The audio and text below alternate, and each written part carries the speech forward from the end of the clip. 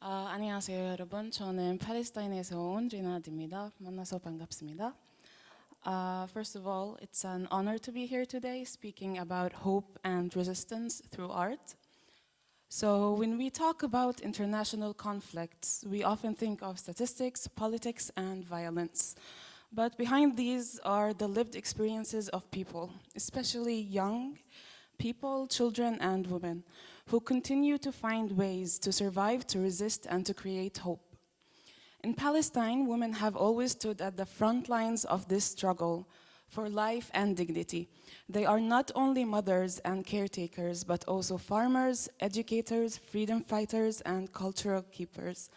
During the Nakba in 1948, when over 700,000 Palestinians were displaced, women carried the keys of their homes, embroidered stories into their dresses, and preserved memory through oral storytelling. These small acts of preservation are acts of resistance. They ensured that our identity was not erased and that hope could be passed down to the next generation. For me, as a young Palestinian, this history is not just in the past, it's a living inheritance.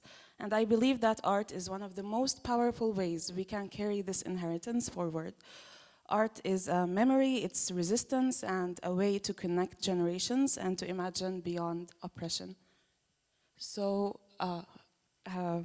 my exhibition Defines Breeds Hope is dedicated to Palestinian women. It weaves together memory, identity, and hope, not just to preserve the past, but also to inspire new generations to continue resisting and creating. One of the central works in my exhibition is a painting called The Lady of the Land.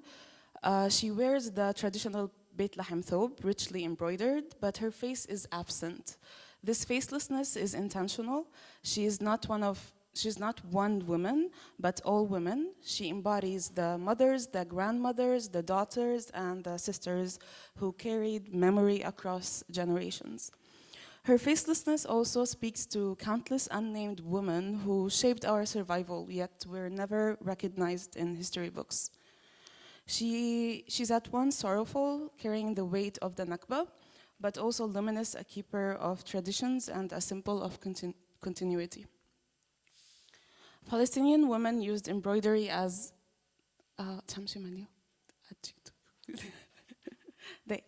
Palestinian women used embroidery as a living archive through patterns and colors.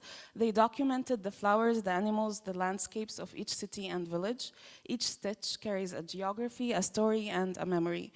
Wearing the thobe itself becomes an act of resistance against erasure. Also behind her, I painted the old houses from which families were displaced during the Nakba. They stand as silent witnesses, and at the bottom of the canvas, keys hang. These are the keys to those stolen houses. The keys that women still carry until this day. They are not just objects, but symbols of a promise that one day the doors will open again. So after showing The Lady of the Land, many people asked me, why doesn't she have a face? What is her expression? Is she happy, sad, or angry? Those questions led me to think about masks. Why do women cover their faces? Or why do they feel the need to hide their identity? For Palestinian women activists, masks are often survival, protection from being identified and arrested, protection from tear gas, protection from stereotypes, because women at protests are often treated as weak, when in truth they play a vital role in resistance. But masks are also metaphorical. Women wear masks to conform to society's expectations, to survive within culture, or even to frighten enemies. I created a series of masks, one painted with embroidery motifs, another made of cement to reflect burden and strength, and another inspired by the olive trees symbolizing rootedness in the land. Together, these masks show that the many roles women take on to survive, resist, and endure. The next artwork, which is Voices of Two Words. In this artwork, I recreated a part of my studio, a table, a chair, and an iPad open to my Instagram. Viewers are invited to sit and scroll, entering a space that feels both intimate and unsettling. The videos shift between everyday life in Korea, meals, laughter, and fleeting joys, and news from Gaza where children are killed and grief never ends. This juxtaposition captures the dystopian duality of my life. I'm here, but I'm not fully here. I'm there, but not really there. Joy and sorrow, living abroad, belonging, coexist in one endless scroll. The next artwork, it's Tree of Life. When people hear the word Palestine now, what often comes to their mind are images of killing, destruction, and loss. While these realities cannot and should not be ignored, they overlook the remarkable beauty and vibrant culture that characterize this land.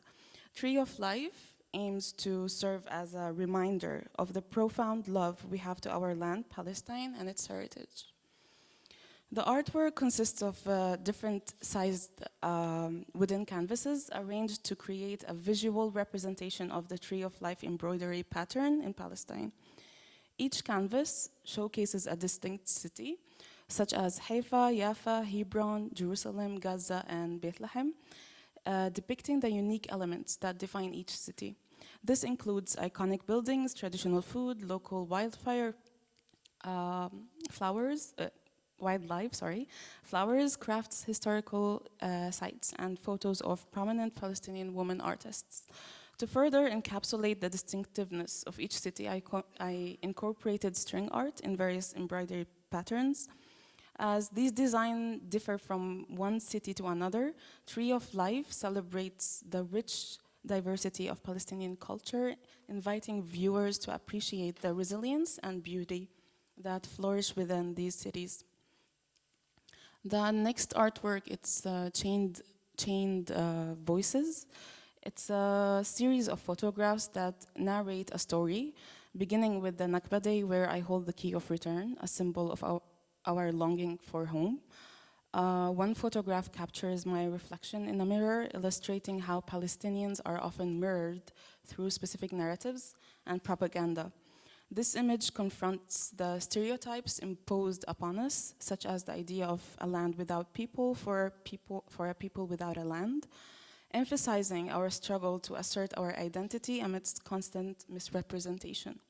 We are not terrorists, we are not anti-Semitic. These are the truths we continuously defend. As the series progresses, I capture the moment of removing tape from my mouth, signifying my determination to reclaim my voice, despite the forces that seek to silence me. This visual journey circles back to the theme of resilience and the unwavering spirit of resistance. The next artwork is Her. It's an installation artwork. It features a mannequin draped in a 10-meter-long fabric covered in solidarity messages written during protests here in Korea, in South Korea. People from many backgrounds in different languages wrote or drew their support for Palestine, especially for Palestinian women. This fabric had been carried through the streets during the Women's Day March. By wrapping it around the mannequin, I wanted to transform those words into a living presence, a collective voice against oppression. It embodies our interconnectedness, the reminder that resistance is not solitary. It is shared, global, and deeply human. The next artwork, it's a discrimination wall. This is a key piece in my exhibition.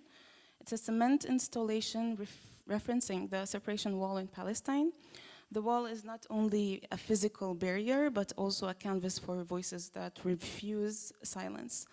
On its surface, I layered graffiti, stickers, and posters echoing what exists on the actual wall.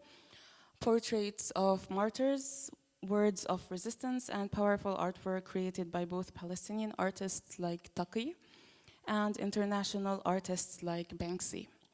For decades, the wall has become an open-air gallery of grief, defiance, and hope, where art transforms oppression into testimony. By cracking my version of the wall in half, I envisioned the future I long for, the wall broken, Palestinians returning to their stolen lands, and the dissolution of borders that confine lives, and dreams. This work speaks to both the weight of barriers and the unbreakable human urge to create, resist, and imagine freedom. So basically, Defiance Breeds Hope is not only the title of my exhibition, but a truth carried by generations of Palestinian women. Through memory, art, and resistance, they teach us that even in the darkest times, hope can bloom. For me, art is a way of carrying that legacy forward, resisting forgetting, connecting past to present, and imagining a freer future.